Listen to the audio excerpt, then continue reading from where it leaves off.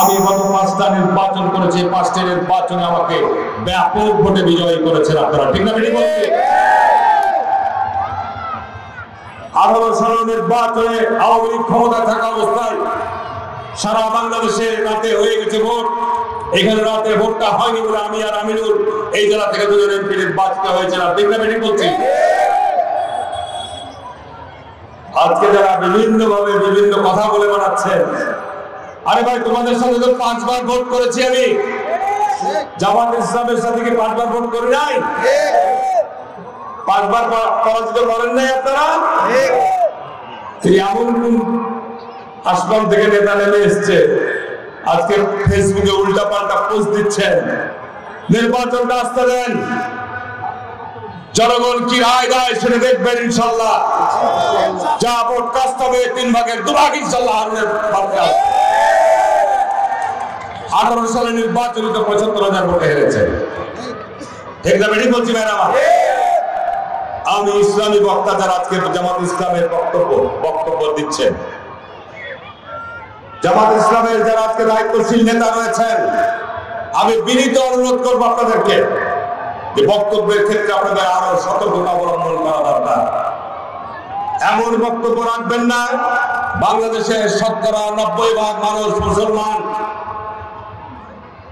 যে বক্তব্যের কারণে বাংলাদেশের ধর্মপ্রাণ মুসলমানদের ঈমান এবং আকীদায় আঘাত করে। আপনারা দেখবেন ইউটিউবে বক্তব্য আছে, আমি মিথ্যা কথা বলছি না। জামাত ইসলামের এমপি পদপ্রার্থী একজন নেতা পূজা মন্দির পরিদর্শন করতে গিয়ে বলছে যে রোজার পূজা মুদ্রার পিঠার পিঠ, ঠিক না বেরিয়ে বলছি? ওনার ধর্মীয় জ্ঞানের কত বড় অভাব। উনি বলছেন বিষ্ণু কৃষ্ণ মোহাম্মদ ঈসা মুসা এরা কি ন্যায় ও সত্যের প্রতীক। নবীর সাথে বিষ্ণু কৃষ্ণকে তুলনা করেছে। ঠিক, ওর ঈমান কি আছে ভাই আমার? বলেন জোরে কথা বলেন, ঈমান আছে? রোজা হচ্ছে আল্লাহর ইবাদত, ঠিক না ঠিক? রোজা হচ্ছে আল্লাহর ইবাদত। এগুলোর গায়ে রক্ত টকবক করে ওঠে। আমরা যারা ইসলামের অনুসারী, আমরা যারা ধর্মীয় মূল্যবোধকে সমুন্নত রাখতে চাই, এই কথাগুলো শোনার পর মাথা ঠিক রাখা যায় না। আর পূজা হচ্ছে অন্যতম স্থির সবচেয়ে বড় গুনাহ, ঠিক না ঠিক বলছি? এই সব নেতারা আপনারা নমিনেশন দিয়েছেন, এমপি ভোট করবে, তারা নাকি দেশে ইসলাম কায়েম করবে, দাবি করছেন জামাত ইসলাম নাকি একটা ইসলামী দল। আমি পরিষ্কার বলতে চাই জামাত ইসলাম কোন ইসলামী দল নয়। আপনার ওদের ইসলামী বক্তাকে পাগল বলছে অনেক আলেমরা, ওই যে আমির হামজা, এটা পাগল। এদেরকে যত তাড়াতাড়ি জামাত থেকে বহিষ্কার করবেন, বাইর করে দিবেন, তত জামাতের জন্য ভালো, ঠিক না বেটি বলছি ম্যাডাম? নুরুল ইসলাম বুলবুলকে শুনলাম বলছি ভাই মসজিদ ইবাদতের জায়গা, এখন সামনে ভোট, তুমি যে মসজিদে ভোট চাও আমি যে মসজিদে ভোট চাও, মসজিদের মন্ত্র তো থাকবে, মসজিদে তো সব ধরনের মুসলিমের নামাজ পড়ে, ঠিক না বেটি? জামাতের লোকরা পড়ে, আওয়ামী লীগের লোকরা পড়ে, বিএনপি লোকরা পড়ে, অন্য লোকরা পড়ে, তাই না? সুতরাং আমরা আশা করবো মসজিদের পবিত্রতা যেন নষ্ট না করা হয়। আমি শুনলাম 2 দিন না কয়েকদিন আগে নুরুল ইসলাম বুলবুল এক মসজিদে গিয়ে আপনার বয়ান করছেন, উনি বলছেন ইসলামী দলকে ভোট দেওয়া ইবাদত এবং নামাজের অংশ। কোথা থেকে দলিল পেলেন? নাউজুবিল্লাহ। নুরুল ইসলাম বুলবুল দলিল দিবেন? ইসলামকে নিয়ে কথা বলতে গেলে দলিল লাগবে, কোরআন এবং হাদিস একেবারে মৌলিক। ইচ্ছামতো নিজের ইচ্ছামতো ব্যাখ্যা বিশ্লেষণ করার কোনো সুযোগ নাই, কোনো সুযোগ নাই। সুতরাং এ ব্যাপারে দলিল দিতে হবে। পিয়ার না হলে ভোট হবে না। পিয়ার দিয়ে কি ইসলাম কায়েম হবে? আর গণতন্ত্র দিয়ে কি ইসলামকে, আপনাদের দলকে ভোট দিয়ে কি ইসলাম কায়েম হবে? দুনিয়াকে স্বার্থের পিছনে দৌড়াচ্ছেন আপনারা, লোক লালসার পিছনে দৌড়াচ্ছেন। আল্লাহ পাক, আল্লাহ রাসূল এবং আল্লাহ সাহাবীরা দাওয়াতের যে সুনির্দিষ্ট নিশানা দেখিয়ে গেছেন, এর বাইরে অন্য কোনো দাওয়াতি কার্যক্রম বিদআতি কাজ নয়। ইসলামের দাওয়াত আল্লাহ রাসূল এবং সাহাবীরা যে পথে দেখিয়েছেন, আল্লাহ রাসূল পরিষ্কার বলছেন হাদিসের মধ্যে যে আমার দেখানো পথের বাইরে তোমরা অন্য পথ সন্ধান করবে না, যারা করবা তারা আমার উপর। এটা আমি আপনার হাদিস থেকে বলছি। সুতরাং আজকে যখন হিন্দু সম্মেলনে যে গোলাম মারওয়ার জামাত ইসলামের সেক্রেটারি, আরে ভাই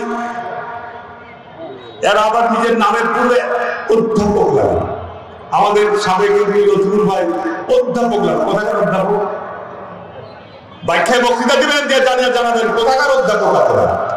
আমি 91 সাল থেকে দেখি যে লতিফুর রহমান লেখা অধ্যাপক লতিফুর রহমান কোথাকার অধ্যাপক? গোলাম পারওয়ার কোথাকার অধ্যাপক? গোলাম আজম কোথাকার অধ্যাপক? একটা ডিগ্রি কলেজে, একটা ইন্টারমিডিয়েট কলেজে, বেসরকারি কলেজে সারা জীবন যদি চাকরি করে অবসরে যান কোনদিন অধ্যাপক হতে পারবে না। সরকারি কলেজে তো যারা পিএসসি দিয়ে সরকারি কলেজে তারাই হতে পারে না। আপনি তো 91 সালে কলেজেরই কোনো শিক্ষকই ছিল না, একটা নন এমপিও হয়নি। তো সুতরাং ইসলামিক দলের পরিচয় দিচ্ছেন, কথাবার্তার মধ্যে কিন্তু অসফলতা থেকে যাচ্ছে। আজকে এই যে আমির হামজার কথা বললাম, উনি এক বক্তৃতায় বলছেন যে যদি আপনারা জামাত ইসলামকে একটা ভোট দেন তাহলে 18 কোটি নাকি মানুষের নেকি সব পাবে। কোন দলিল? দলিল কি আর ভিত্তি কি? এগুলো পাগল ছাগলের বক্তব্য না। এর আগে যদি ভোট দেন তো পার্লামেন্ট পাগল ছাগলে ভরে যাবে আপনারা। বন্ধুরা আমার, যে কারণে আমি বলবো যে যারা আজকে ইসলামী জামাত ইসলামের বক্তা আছে, আজকে তো জামাত ইসলামের নেতারা বক্তারা এই তাফসীর মাহফিলকে একেবারে রাজনৈতিক মঞ্চ করে দিয়েছে। ঠিক না বেশি বলছি? যে কারণে এখন তাফসীর মাহফিলে কিন্তু লোক সমাগম কম হচ্ছে। তাফসীর কোরআনের তাফসীর মাহফিল হবে একেবারে অ্যাবসলিউটলি কোরআন এবং হাদিসের আলোচনা। ঠিক না বেশি বলছি? এখন ওখানে যে যদি একে ভোট দিলে জান্নাত হবে, ওকে ভোট দিলে জান্নাত হবে, এসব কথা বলার কোনো সুযোগ নাই। ঠিক না বেশি বলছি বলেন? সুতরাং এসব ব্যাপারে আমি মনে করি যে আপনাদের আরো দায়িত্বশীল এবং আপনাদের এই সমস্ত কর্মে আরো সতর্ক হওয়া দরকার, আরো সতর্ক হওয়া দরকার। এটা আমার আহ্বান। ইসলামের জন্য, ইসলামের মধ্যে বিভক্তি, এই কারণে সারা পৃথিবীর বড় বড় ইসলামের স্কলাররা বলেছে ধর্ম নিয়ে রাজনীতি না করা যাবে, কারণ এতে ইসলামী উম্মার মধ্যে বিভক্তি তৈরি হয়, অনৈক্য তৈরি হয়।